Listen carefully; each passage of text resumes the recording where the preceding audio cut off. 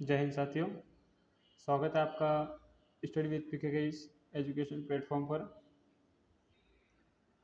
आज के वीडियो में हम चर्चा करेंगे मनोविज्ञान टॉपिक के बाल विकास अध्याय के बारे में। इस टॉपिक के जो प्रश्न हैं वो सभी शिक्षक भर्ती परीक्षाओं में लगभग आते हैं और ये टॉपिक जो है हर भर्ती परीक्षा में अपने प्रश्न जो है वो बनाता है। सो आज के इस वीडियो में हम बाल विकास के एमसीक्यू करेंगे, इसी टॉपिक के, जो आपको एग्ज़ाम में हेल्प करेंगे या फिर प्रश्न जो है वो हमारे इस नॉलेज को बढ़ाएंगे, इस टॉपिक के नॉलेज को। ठीक है, तो आज का वीडियो शुरू करते हैं। आज कुल प्रश्न जो इसके आगे वाले प्रश्न है वो मैंने अगले टॉपिक में करवा दिए हैं। अगर वो वीडियो नहीं देखा है तो एक बार जाके ज़रूर देखिएगा। अब चलते हैं, आज का टॉपिक शुरू करते हैं। इसका पहला प्रश्न है, कोहलबर्ग के विकास सिद्धांत के अनुसार व्यक्तिगत आवश्यकता एवं दूसरों के नियम सही और गलत का निर्धारण करते हैं। यह नैतिक विकास के किस स्तर का प्रतिनिधित्व करते हैं? तो कोहलबर्ग के विकास के अनुसार व्यक्तिगत आवश्यकता एवं दूसरों के नियम सही और गलत का निर्धारण करते हैं। ये विकास के किस स्तर का प्रतिनिधित्व करते हैं? तो इसका होगा पूर्व परंपरागत होगा, परंपरागत होगा या फिर औपचारिक परंपरागत होगा। तो सातवें प्रश्न का उत्तर हो जाएगा अपना ऑप्शन नंबर ए, पूर्व परंपरागत। पूर्व परंपरागत व्यक्तिगत आवश्यकताएं जो होती है एवं दूसरों के नियम जो होते हैं उनका सही और गलत का निर्धारण करने के लिए जिस स्तर का प्रयोग होता है या जो स्तर प्रतिनिधित्व करता है इनका, वो होता है पूर्व परंपरागत स्तर। ठीक है, चलते दूसरे प्रश्न पे।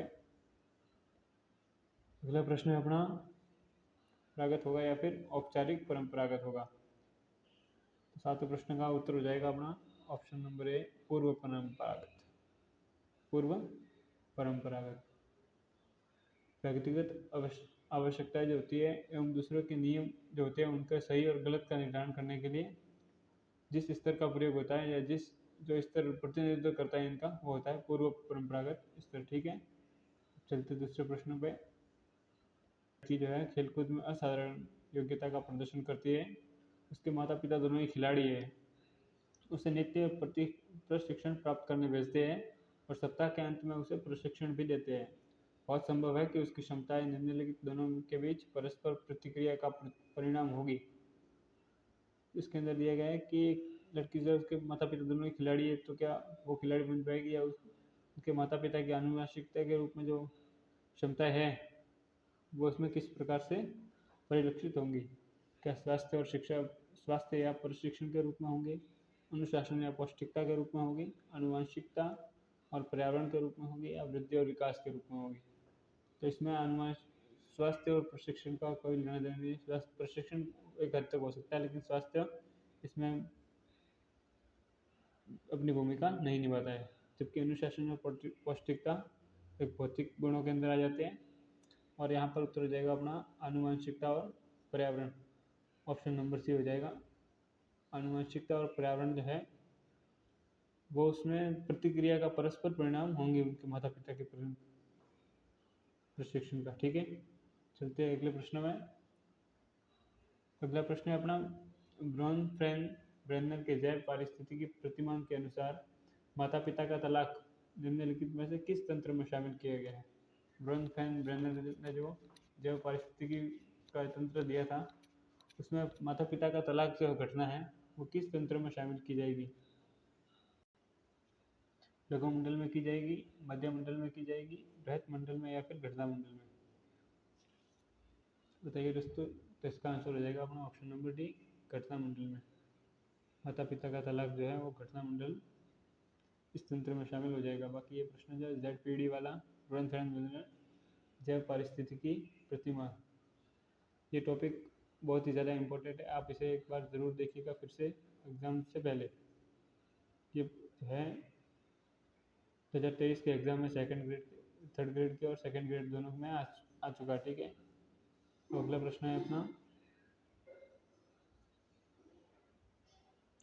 अगला प्रश्न है, 20वीं शताब्दी को बालक की शताब्दी कहा जाता है, यह कथन किसका है? कि 20वीं शताब्दी जो है इसे बालक की शताब्दी किसने कहा है? बालक की शताब्दी सेंचुरी ऑफ चाइल्ड, ये किसने कहा है? तो दोस्तों आपको पता होगा ये का जो कथन है वो है मनोवैज्ञानिक क्रो एंड करो का। इन्होंने 20वीं शताब्दी को बालक की शताब्दी कहा है। अगला प्रश्न है अपना, शिक्षा मनोविज्ञान शिक्षक की मदद करता है।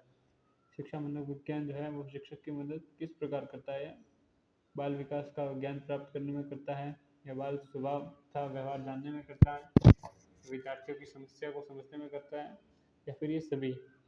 तो शिक्षा मनोविज्ञान जो है वो शिक्षक की मदद करता है, बाल विकास को समझने में करता है, उनके स्वभाव को उनके व्यवहार को जानने में करता है, उनके जो विकास का ज्ञान है उनको प्राप्त करने में करता है, उनकी समस्याओं को भी सुलझाने में करता है। तो ऑप्शन नंबर डी सही हो जाएगा। ठीक है, अगला प्रश्न है अपना, ये प्रश्न है जो एक परिभाषा है कि वातावरण में वे सभी बाहरी तत्व आ जाते हैं जिन्होंने व्यक्ति को आरंभ करने से जीवन आरंभ करने के समय से प्रभावित किया है। ये परिभाषा किसकी है? वातावरण में वे सभी बाह्य तत्व आ जाते हैं जिन्होंने व्यक्ति को जीवन आरंभ करने के समय से प्रभावित किया है। ये कथन है, ये कथन हो जाएगा किसका होगा? जेम्स ड्रेवर का होगा, डगलस एम फ्लैंड का होगा, रूथ बेडिक का होगा, या फिर वुडवर्थ का? बताइए दोस्तों ये कथन जो है किसका होगा? हाँ दोस्तों, ये कथन है अपने वुडवर्थ जी का। किनका है? मनोवैज्ञानिक वुडवर्थ का। ठीक है, ये परिभाषा वुडवर्थ की। चलते हैं अगले प्रश्न पे। अगला प्रश्न है हैंस दुविधा। हैंस दुविधा जो एक टॉपिक है, एक कहानी कह सकते हैं हम इसको, निम्नलिखित में से किस सिद्धांत से संबंधित है? हैंस दुविधा निम्नलिखित में से किस सिद्धांत से संबंधित है? फ्राइड के मनोलैंगिक विकास के सिद्धांत से संबंधित है, कोलबर्ग के नैतिक विकास से संबंधित है, या फिर वाइगोत्स्की के सामाजिक सांस्कृतिक विकास के सिद्धांत से, या चॉम्स्की के भाषा विकास सिद्धांत से? इसका उत्तर जो हो जाएगा दोस्तों ऑप्शन नंबर बी, हैंस दुविधा जो है वो कोलबर्ग के नैतिक विकास सिद्धांत से संबंधित है। ठीक है, अगला प्रश्न है अपना, ये रहा आपकी स्क्रीन पे कि निम्नलिखित में से कौन सा कथन शिक्षा मनोविज्ञान की प्रकृति के से संबंधित नहीं है? निम्नलिखित में से कौन सा कथन है जो शिक्षा मनोविज्ञान की प्रकृति को नहीं दर्शाता है? यह एक व्यवहारपरक विज्ञान है, यह एक सामाजिक विज्ञान है, यह एक धनात्मक विज्ञान है, या यह एक मानकीय विज्ञान है? बताइए दोस्तों।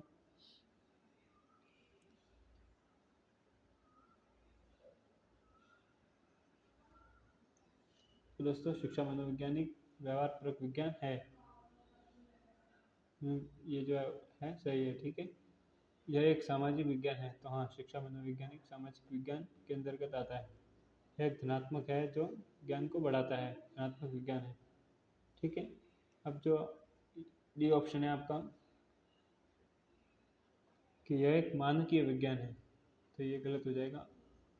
शिक्षा मनोविज्ञान मानकीय मनोविज्ञान नहीं है, मानकीय विज्ञान नहीं है। ठीक है, चलते अगले प्रश्न में। प्रश्न क्या कहता है? साइकोलॉजी शब्द की उत्पत्ति हुई है या किस भाषा से हुई है? ठीक है, तो दोस्तों ऐसे प्रश्न जो है आपको सबको आना चाहिए, और ये प्रश्न लगभग एग्जाम में छपते हैं। हालांकि हमें पता है कि ये प्रश्न सरल दिख रहा है, मगर अगर थोड़ी सी मिसअंडरस्टैंडिंग के कारण हमारे एक नंबर माइनस में ले जा सकता है। तो देखिएगा इसका क्या हो जाएगा, साइकोलॉजी शब्द की उत्पत्ति किस भाषा के शब्द से हुई है?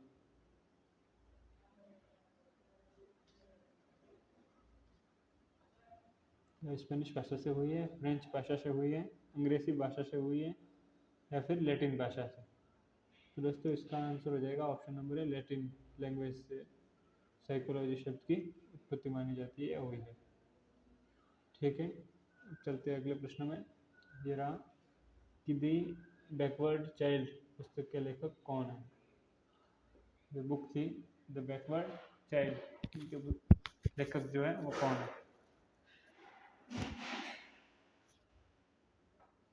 तो दोस्तों इस बुक के लेखक है सिरिल बर्ट। कौन है? बर्ट, या सिरिल बर्ट भी कह सकते हैं आप। ठीक है, अब अगला प्रश्न है, शारीरिक गति बुद्धि रखने या वृद्धि रखने वाले बच्चों की अंतिम अवस्था निम्नलिखित में से कौन सी हो सकती है। शारीरिक रूप से जो वृद्धि होती है बच्चे की वो गतिशील होती है, ऐसे बच्चों की अंतिम अवस्था निम्नलिखित में से कौन सी हो सकती है, किस प्रकार के बच्चे हो सकते हैं ये। तो इसका क्या हो जाएगा दोस्तों, जिनकी शारीरिक गति ज़्यादा होती है या वृद्धि होती है वो बच्चे अपने शरीर के हाव भाव दिखाने में काफ़ी ज़्यादा समृद्ध होते हैं और ये ज़्यादा चांसेस होते हैं कि वो डांसर बन सकते हैं। उनमें शरीर की जो लचकता होती है वो पाई जाती है या ज़्यादा होती है शरीर की लचीलापन। ठीक है, चलते हैं अगले प्रश्न में। ये प्रश्न है अपना, निम्नलिखित में से कौन सा कथन सही नहीं है। विकास की अवस्था में अपने खतरे होते हैं, तो दोस्तों विकास की प्रत्येक अवस्था के अपने खतरे होते हैं। ऑप्शन नंबर ए तो सही हो गया। विकास लंबवत न होकर वर्तुलाकार होता है, तो हाँ विकास एक समान नहीं होता, वर्तुलाकार भी हो सकता है। विकास सामान्य से विशिष्ट की ओर होता है, तो हाँ विकास सामान्य से विशिष्ट की ओर होता है। तो हम चलो कर लिया। और क्या कह सकते हैं, प्रोक्सिमो डिस्टल, प्रोक्सिमो डिस्टल। ठीक है, डी ऑप्शन है, विकास की गति या दर एक समान होती है, तो ऐसा नहीं होता दोस्तों। विकास की गति या दर हर मतलब विकास के स्तर में अलग अलग होती है। ठीक है, तो ऑप्शन नंबर डी सही हो जाएगा इसका। चलते हैं अगले प्रश्न पे। ये प्रश्न क्या कहता है, शिक्षा मनोविज्ञान मनोविज्ञान की वह शाखा है जो शिक्षण व सीखने से संबंधित है। यह जो कथन या परिभाषा है ये किसकी है। शिक्षा मनोविज्ञान मनोविज्ञान की वह शाखा है जो शिक्षण एवं सीखने से संबंधित होती है। इस प्रश्न का उत्तर बताइए।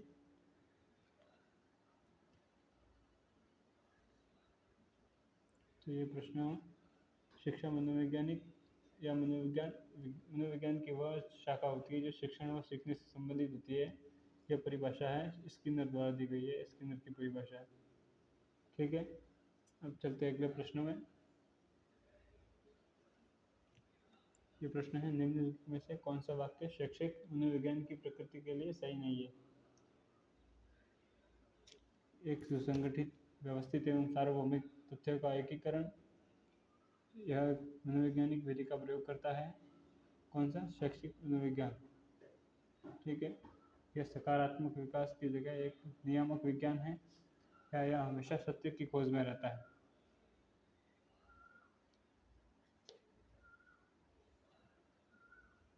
सही नहीं है, कौन सा इसमें से कौन सा जो है ऑप्शन सही नहीं है।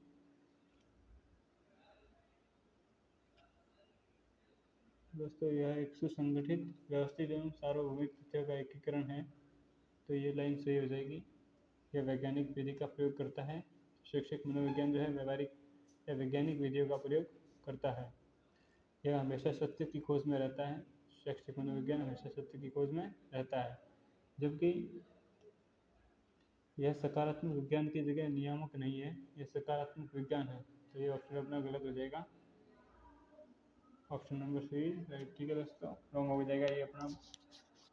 तो ये थे आज के प्रश्न। आज के पाठ में अगर आपको अच्छा लगे तो हमारे वीडियो को लाइक शेयर और सब्सक्राइब जरूर कीजिएगा, ताकि हम ऐसे ही और वीडियो सबके लिए लेके आ जाए और आते रहे। ठीक है दोस्तों, चलते हैं अब मिलेंगे हम अगले वीडियो में, तब तक के लिए धन्यवाद।